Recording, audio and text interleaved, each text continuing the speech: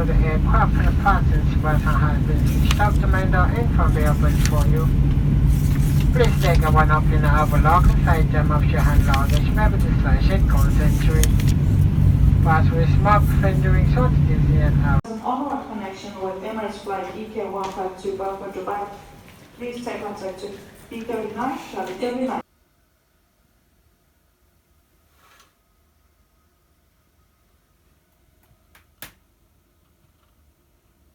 So, continuing my European tour of reconnecting with friends, here I am in Denmark now. I arrived here on my birthday, and I always start a new novel on my birthday since I started reading again, and this time it was Tama by Mieko Kanai, who's one of my favorite writers, and this is one of the few books that have been translated into English, so it's sort of like a special book that I've been waiting to read for a really long time.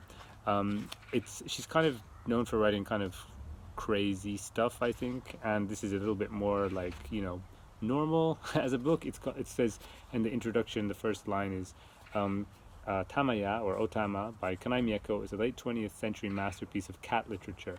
And I don't know, something about cat literature, just that idea kind of turns me off a little bit. It's sort of, I don't know what it is, like something about cats like as a focus of literature. It's just I don't know. Even though it's one of my favorite writers, I didn't have like the massively huge expectations going in, because I thought, oh well, it's it's probably a little bit more kind of tame from what I'm used to from her. I've read the first chapter so far. It's about a guy who, well, this guy turns up with a pregnant cat and gives it to the narrator and says, you basically have to take care of this cat for me, please. The context, which is the way these guys know each other is, well, no, we don't even know how they know each other. It's kind of confusing. You find out information and read like kind of staggered way.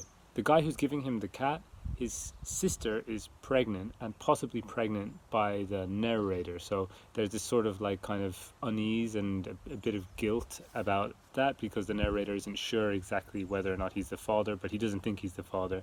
And then that seems to be connected to him wanting to take care of the cat, or agreeing to take care of the pregnant cat at least.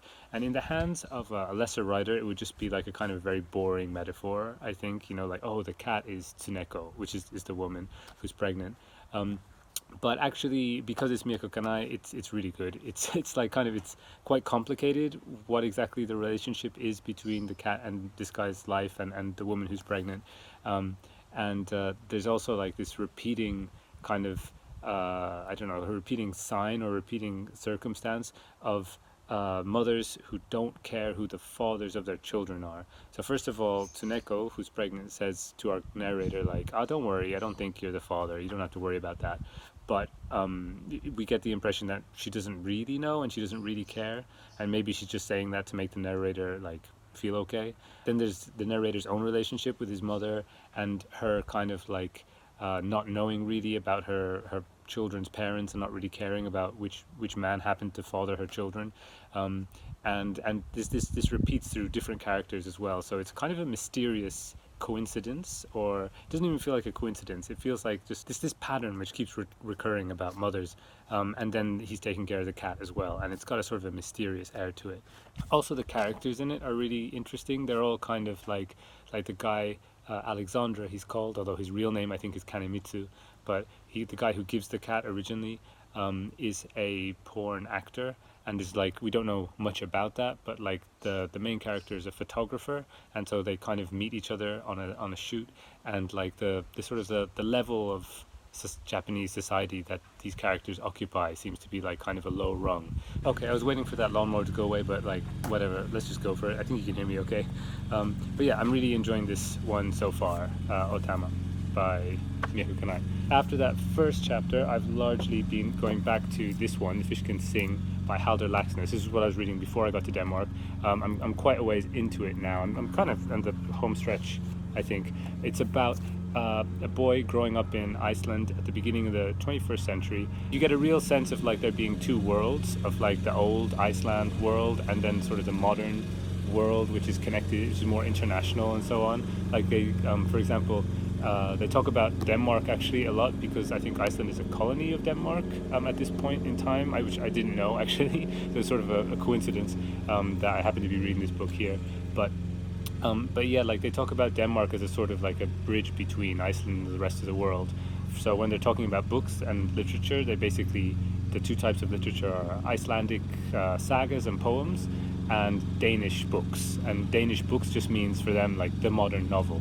So they say like Dostoevsky and like hysterical males, basically, is how like it basically describes as what they consider Danish books when the kid is growing up in this place called Brekkokot, which is just outside Reykjavik.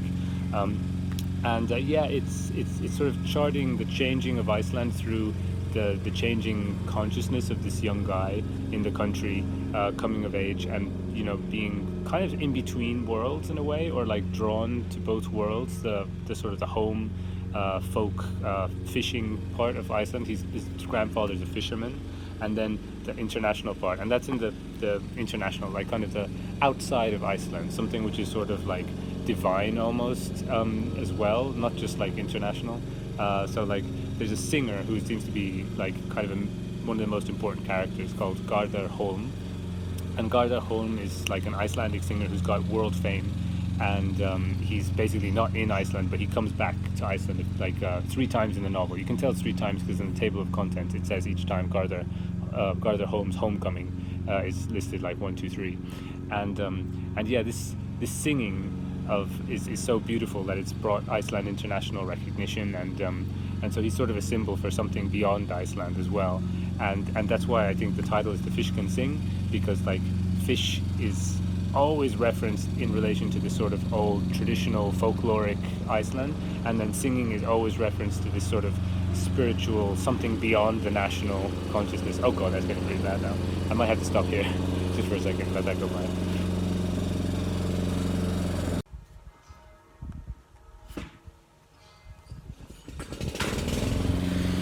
I'm just gonna finish this up basically, but the plot is very I wouldn't say episodic so much as like the chapters kind of like little stories come and go, and the chapters kind of have the stories bleed in and out of each other, so it's hard to get a hold on like a through plot, but it's more like you're charting the development of this one guy, and it's really beautifully written, it's got this sort of mysterious vibe to it, and yeah, like the symbols of fish and singing, the way that they're repeated and like kind of enmeshed with each other, gets more and more interesting. And also the characters are just funny.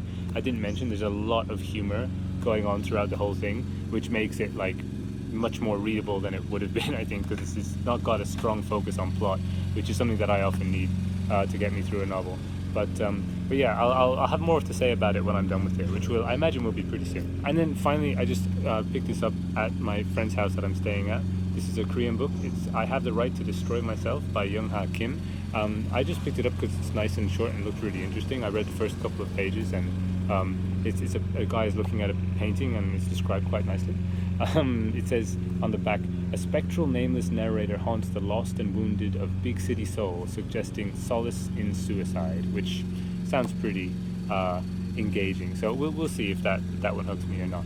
But anyway, more on that later.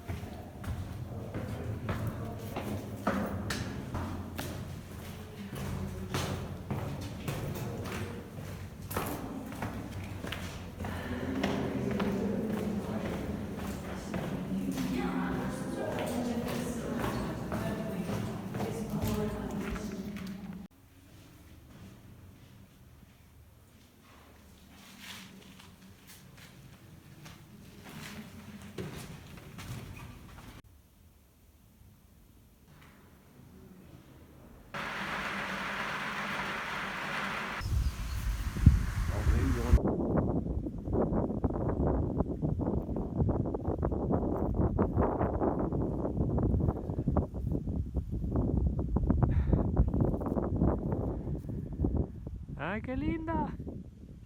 Hola, hermosa. Oh. They are so fuzzy.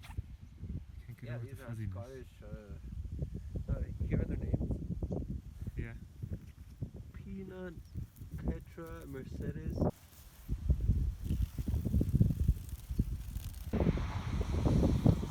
Hey!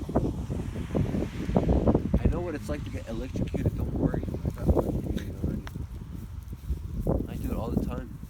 Just electrocute yourself all the time. We used to do it for fun. Yeah. Wanna try? Yeah, I'm alright.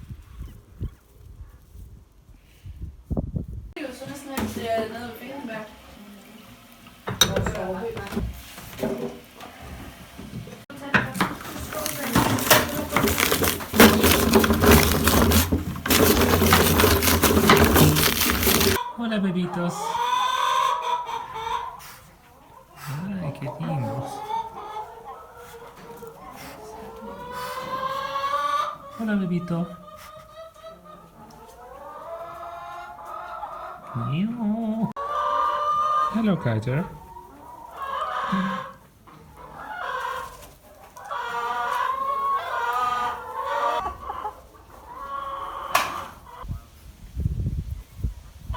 Kaiser! Come, Kaiser! Kaiser! Come! Kaiser, come! Come! Kaiser! Kaiser! He's so not, is he? You're supposed to love. They're rather shallow. Max is rather shallow. Oh, I knew someone was gonna say. I was like, how do I say this? You're without- shallow like a few. Kind of like something very Lord of the Rings about like these houses.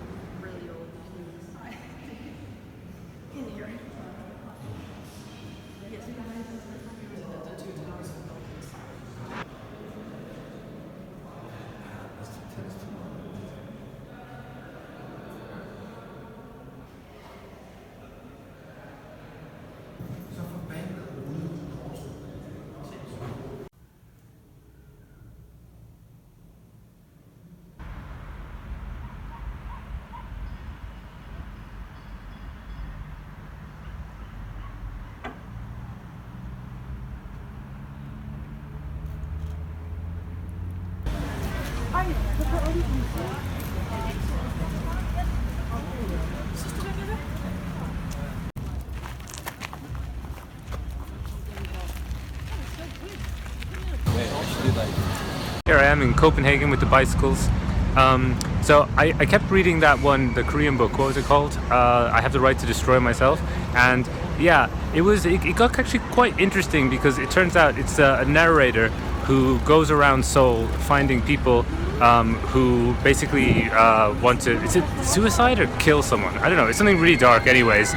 And he's like a sort of egomaniac, really nasty narrator, but the story is basically, yeah, like him writing the accounts of the clients that he has in Seoul, who are all people who he basically convinces to to pay him to kill them, I think it is, or to help them. Anyway, it's really dark, and it was really like really grim. So even though I was kind of hooked on it, I just didn't want to be reading this guy's nasty story for a really long time.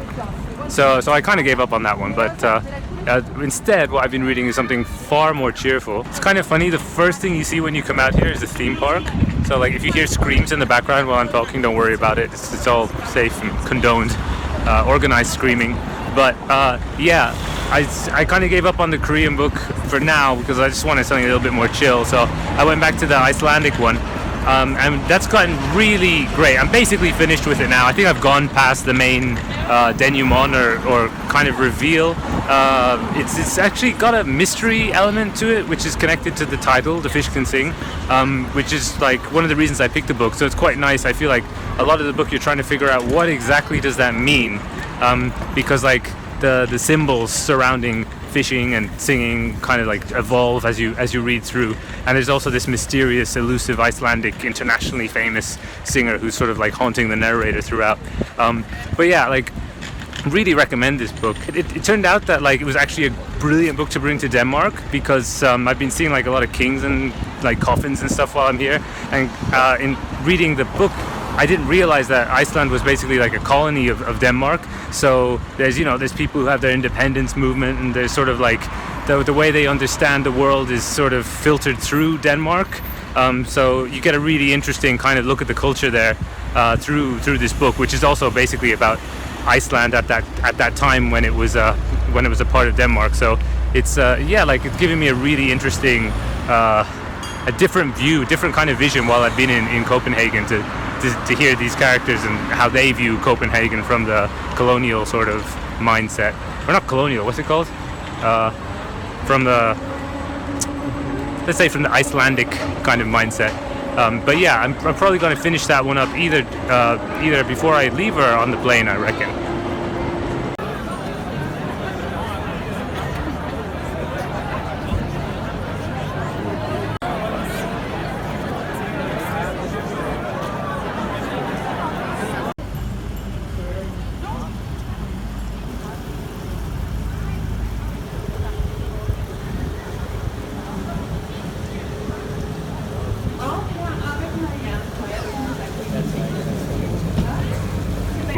Så kan man sejle rundt her i inderhavnen og langs kanalerne og samle skrald op.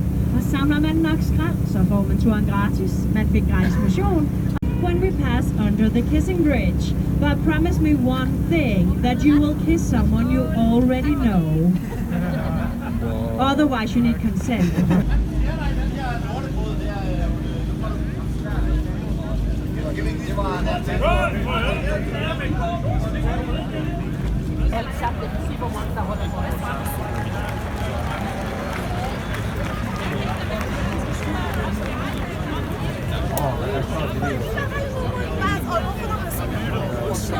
So yes, I'm in Tivoli now, the little theme park, which is right in the center of Copenhagen, just outside the central station. Not sure why exactly, but it's a really nice little place.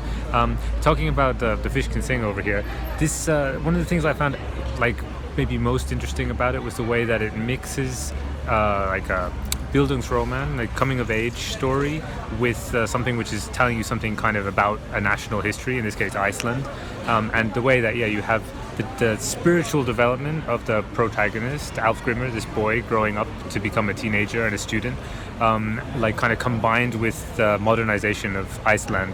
And like it's done in a very subtle way. It's done in a very kind of relaxed way, where you kind of like big things sneak up on you, if that makes sense, rather than big kind of plot twists. But I really enjoyed the atmosphere.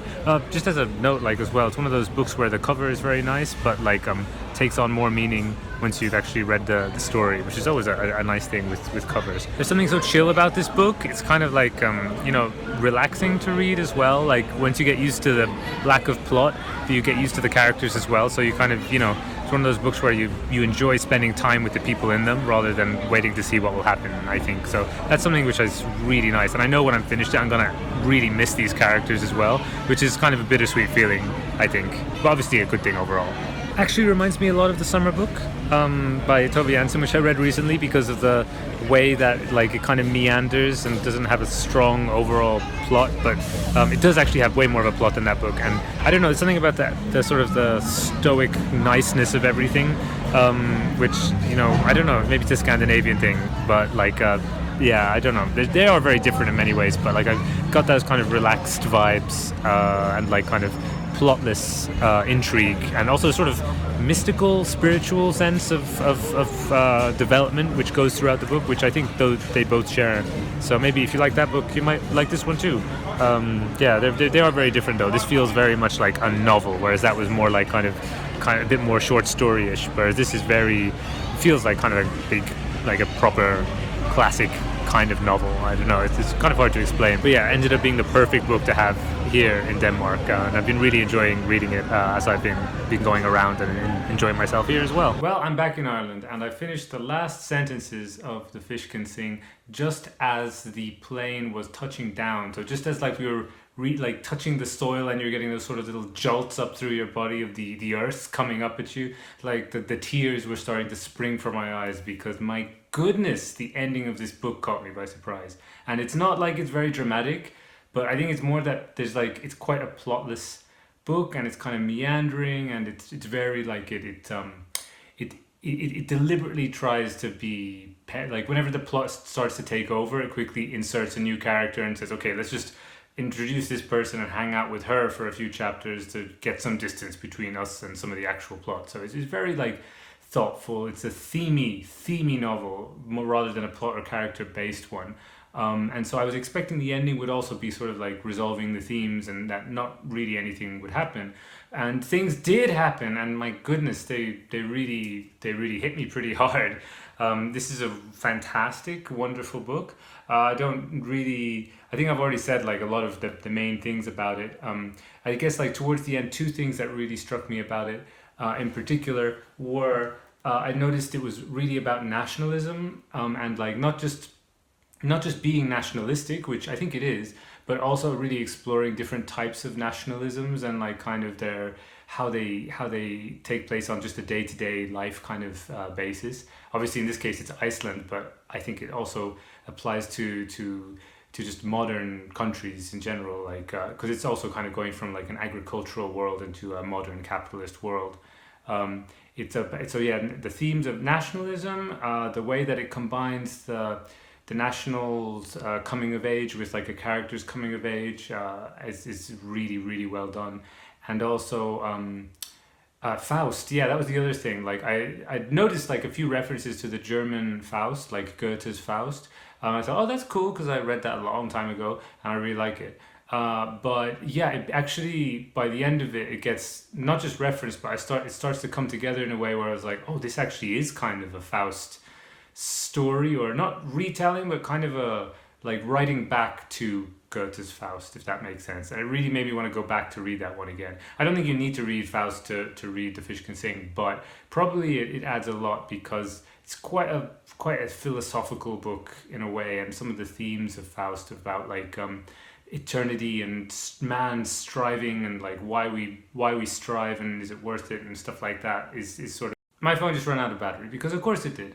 But what was I saying? Something about Faust. But another thing is compassion. Like, I didn't emphasize that strongly enough. I think this is a really compassionate book about compassion, and about the way that like the people who come to Brekukot, the farm or the cottage, are taken care of and take care of each other in this book, and how you can and ways that like the way that we suffer when we don't take care of each other, both the people who are not being taken care of and the ones not doing the taking care, not, you know what I mean, right? Anyway, like it's that I think comes through clearly at the beginning and at the end, but like in the middle bits I kind of like lost sight of that. But I think that's a huge thing in the book. Anyway, it's a fantastic book.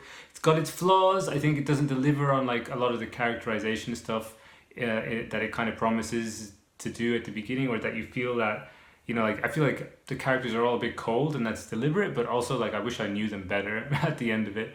And there's a few little things like that. Like it is very meandery. The climax is great, but it's quite drawn out.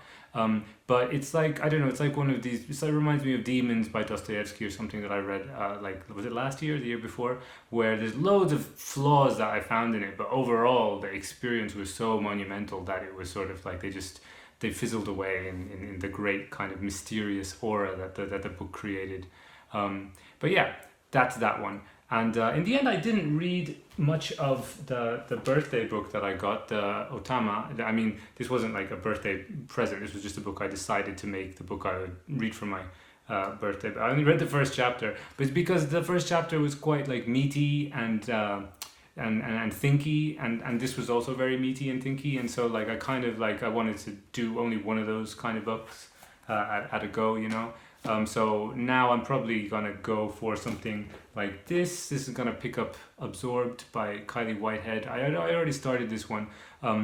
It's about a girlfriend who absorbs her boyfriend into her body, and then all the insecurities that she has about that. And it's a horror book, and like it's, I mean, something kind of like this is, I think, what I need right now after the head trip that was The Fish Can Sing. Oh, another thing I just remembered, The Fish Can Sing. I talked before about the title being really interesting. I found out because I looked it up afterwards, the original title is not The Fish Can Sing. The original title is something like The Annals of Brekukot, which is the place where what's he called, Alfgrimmr grows up. So very different title. I think I actually prefer the English one, but like they do different things. They do very different things, and I thought that was also really interesting and worth mentioning. Another possible book. I got these two books here as well. I might read Bullet Train, which I actually did get from my birthday. This is about a bunch of assassins on a train. A Shinkansen bullet train in Japan recently became a big Hollywood movie. And Soren Hill, because in my last video a few people mentioned that they liked it and that they'd like to see me read it, so I guess I will. But I'll do one of these next, I think. But I'm feeling kind of like I just need to not read for a day or two after that one. Oh, and Luster. I'm also partway through the audiobook of Luster by, what was it, Raven Leilani, I think, which I stopped when I went to Denmark because I just wasn't feeling like audiobooks then. I wasn't really into it. I'm still not really into it, but I will eventually go back to that. Maybe I'll go back to that today. We'll see. Anyway, end of this vlog. Thanks very much for watching, and I'll catch you in the next video. Bye bye.